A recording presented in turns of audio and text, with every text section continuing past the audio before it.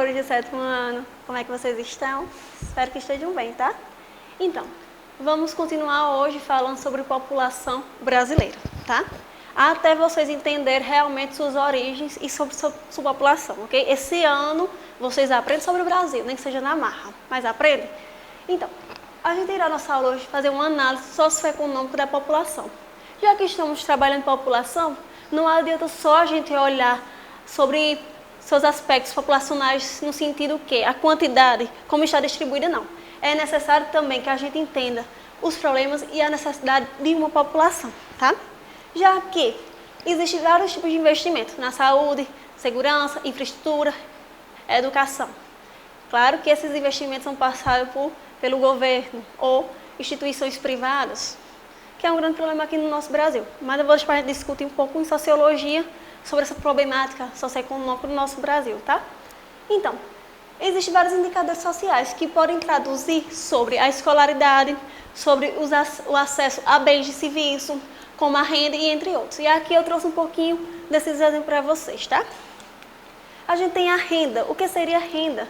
É uma das formas mais utilizadas para calcular a riqueza de um país, que utiliza uma sigla chamada PIB, tá?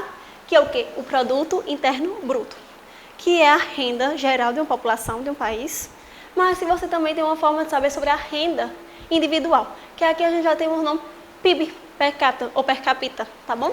Que é o valor individual por uma pessoa, tá? Como quanto ela ganha por ano ou por mês, a gente pode ser calculado também aqui, tá bom? Então, em 2010, o PIB per capita de um brasileiro estava calculado entre R$ 19.106. Claro que isso não é a realidade de todo brasileiro, tá? Vocês vão ver que tem brasileiro que ganha bem menos do que isso. Como vocês podem observar nessa imagem aqui, a gente tem distribuída por estados, tá? Essa renda. Se vocês observarem, os estados que estão marcados de vermelho são os estados que apresentam a melhor renda do Brasil, tá bom? E os que estão marcados na cor amarela e laranja, que apresenta já uma deficiência nessa renda. Como vocês podem observar, a gente tem uma renda baixa, que muito aqui no norte e nordeste, infelizmente. Existem também fatores que levam com que essa renda ela seja mal distribuída no nosso Brasil, tá? E como vocês podem observar, em regiões como Sudeste, Centro-Oeste e Sudeste, olha como essa renda já é boa. Estima-se que na região Sul, a população ganha em torno de quase R$ 2.000 por mês. Claro que esse valor salarial vai depender da sua profissão, mas se a gente já for olhar nas regiões Nordeste e Norte, estima que tem brasileiro que ganha apenas R$ 474 por mês. De que você manter uma família com R$ 474? Tem como? Né? E durante essa pandemia, essa renda, infelizmente, de algumas pessoas, elas está parada, infelizmente. Né? Mas, de outra maneira, também a gente tem o que? A pobreza do Brasil.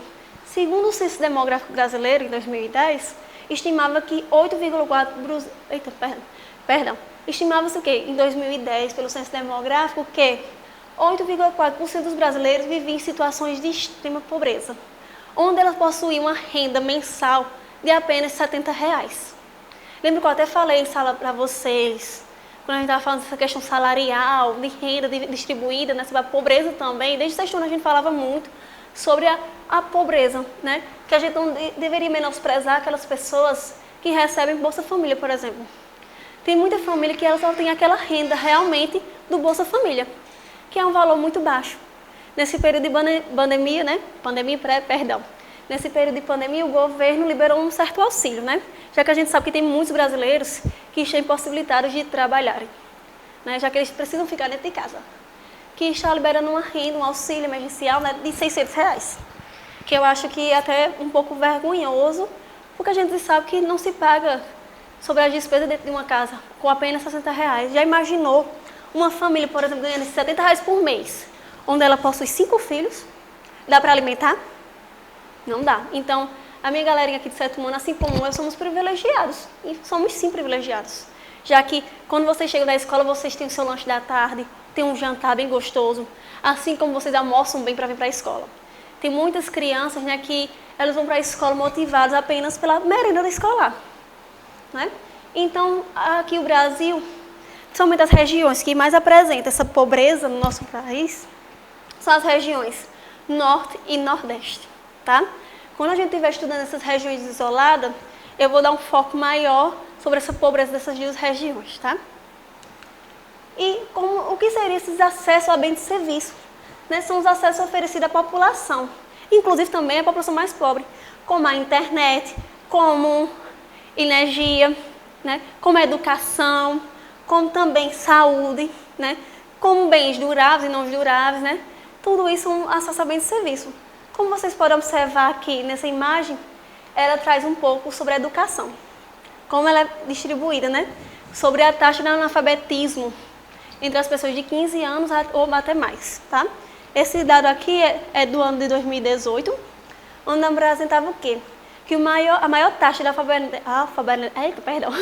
que a maior taxa de analfabetismo era na região Nordeste, na nossa região, né? Existem vários fatores que implicam a levar a essa taxa. Muitas crianças, elas precisam desde cedo já trabalhar para ajudar na renda familiar. Como vocês viram naquela renda. Já imaginou uma família só ganhando R$70? Com suas crianças, elas vão precisar logo trabalhar do que estudar, né? Então, a gente já tem o que? A região norte, a segunda região que apresenta maior essa taxa de analfabetismo. Mas a região também está muito ligada à questão do acesso à educação. Que lá esse acesso é muito raro, né? É muito pouco. Quando a gente estiver na região norte, eu irei também falar sobre isso, na região norte, tá? E a que apresenta a menor taxa de analfabetismo é a região sudeste, tá? E também vocês vão ter aqui um gráfico sobre o acesso à energia. Vocês vão ver que a região norte, ela é a nossa região do Brasil que apresenta menos acesso à energia. É assim, é muito comum a gente ter alguns locais que não tem energia. Vou dar um exemplo aqui em Patos. Tem um sítio chamado Serrote Liso, que eu tinha pretensão de levar vocês esse ano, né, para conhecer essa realidade, onde essas casas lá não apresentam energia. Assim como o acesso à internet. Vocês tudo estão tendo o privilégio de ter uma aula virtualmente, porque vocês têm acesso à internet. Já imaginou aqueles locais do Brasil que não possuem nem energia e muito menos um acesso à internet? Como é que vai ficar esse período de educação para eles? Infelizmente vai ficar de uma maneira triste, né? Então, nossa aula está chegando ao fim, tá? Eu vou querer que vocês pesquisem sobre esse acesso a bens e serviços, sobre esses problemas socioeconômicos que se encontram no nosso país, tá? Vou deixar vocês à vontade para pesquisar ou uma região ou até mesmo em um estado, tá? Mas pesquisem, vamos conhecer um pouco mais sobre a realidade do nosso Brasil, tá? Então, fiquem bem, até a próxima aula.